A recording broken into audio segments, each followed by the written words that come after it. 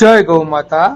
આજે તારીખ 11/4/2025 રોજ માણકી યુવક મંડળના સહયોગથી બકુલભાઈ બરવાડિયા, કૌસ્તુભભાઈ વાડદોડિયા, ભૌતિકભાઈ ચોરવડિયા અને પ્રતિકભાઈ વઘાસિયાના માણકી યુવક મંડળના સહયોગથી કરુણા સેવક ગૌસેવા ચેરિટેબલ ટ્રસ્ટના ગૌસેવકોએ એક ગાડી લીલો ઘાસચારો તથા 10 પેટી ગોળ સુરત પાંજરાપોળ આખાખોલ ગામની ગૌશાળાના ગૌવંશને અર્પણ કર્યા।